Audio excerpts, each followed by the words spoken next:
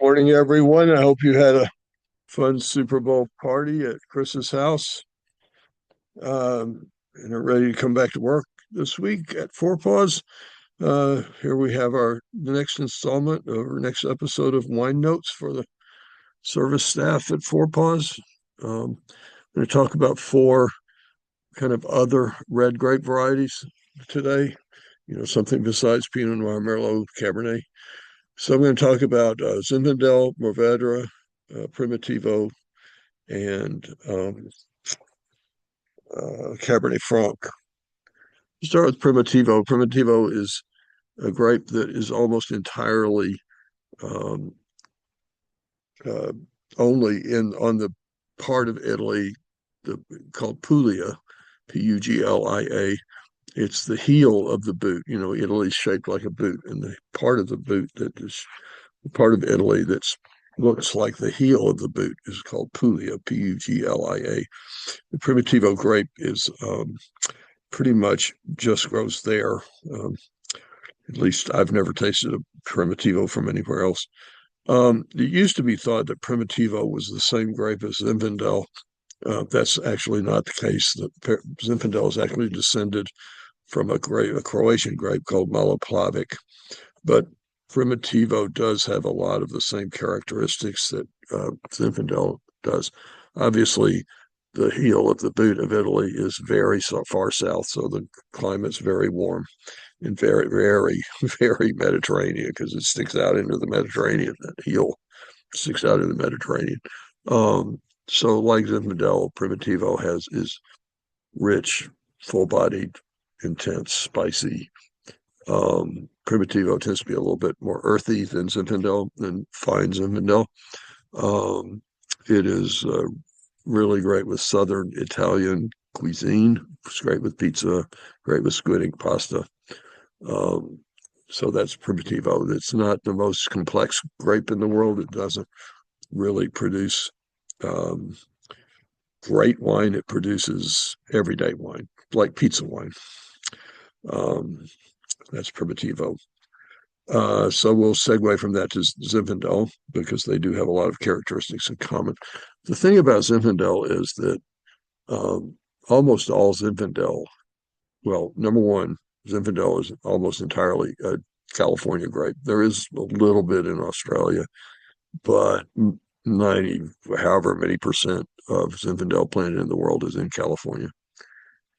The thing about Zinfandel is that almost all the Zinfandel vines in California are planted to St. George rootstock, which is resistant to phylloxera. So the vines they don't succumb to the phylloxera when it ravages all the other vines in Northern California or Southern California.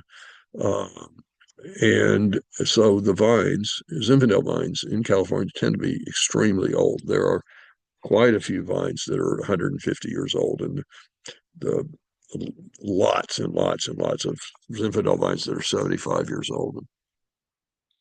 The result is, old vines tend to make great wine because the root system is so developed, and the old vines produce fewer and smaller berries. So they're extracting more from the soil and putting what they extract into smaller, fewer berries. So the flavors tend to be in old vines tend to be more complex, more profound, especially in the case of Zinfandel, uh, kind of more of everything. And the finest, Zinfandel's a little bit like Beaujolais. It kind of gets tarred with the brush of white Zinfandel. You always have to be careful to say that you're talking about red Zinfandel, not white Zinfandel. And red Zinfandel from California, from these old vines, is very full-bodied, very rich, very spicy, black pepper kind of spice, black fruit, red fruits. And in the best examples, as you know, like the 2023 Ridge Pagani Ranch Zinfandel that have been served by the glass, Zinfandel can be a really extraordinary wine. Um, uh, just don't be sure that people know you're talking about red Zinfandel, not white Zinfandel. Cabernet Franc. Cabernet Franc is the only red grape allowed in two villages in the Loire Valley, Bourgogne, and Chinon. We have a Chinon that we used to serve by the glass. You probably refer to it as Les Georges. That's Cabernet Franc from Loire Valley in France. And then Cabernet Franc is also one of the five main grapes in Bordeaux on the left bank of Bordeaux. It's blended with Cabernet Sauvignon, Merlot, Petit Verdot, and Malbec. On the right bank in Saint-Emilion, it's generally blended 50% Cabernet Franc, 50% Merlot, in the finest grapes, finest wines. Cabernet Franc is also the parent grape of Cabernet Sauvignon. Cabernet Sauvignon was a crossing um, of Sauvignon Blanc and Cabernet Franc. So that's the reason it's called Cabernet Sauvignon. Cabernet Franc is increasingly being planted or grown and producing great wines other places. There's starting to be a lot of great Cabernet Franc in California, in Napa, and there's a lot of great Cabernet Franc in Argentina. We have a couple of those on our wine list by the bottle. And I always know in blind tasting, Cabernet Franc kind of jumps out at me as it smells like blue fruits, like blueberries and currants. Um, it is less tannic, less tannic than Cabernet Sauvignon, but in the best examples can produce extraordinary wines. The best wines in Chinon and Bourgogne are remarkable wines. And obviously I left out, it's also a very important grape in Bulgari, which is the southwest part of Tuscany on the coast.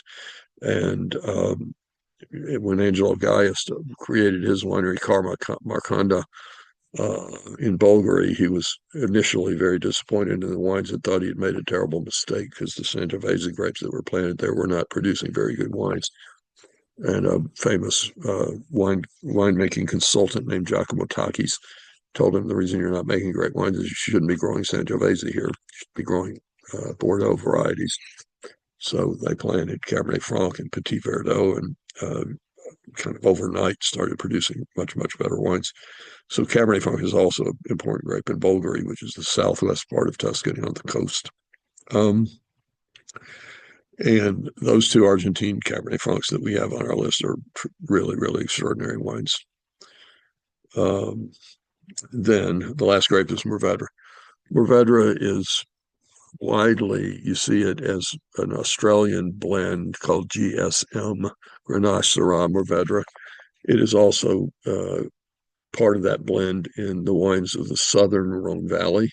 Châteauneuf-du-Pape is generally a blend of at least Syrah, Grenache, and Mourvedre, and up to 10 other grape varieties.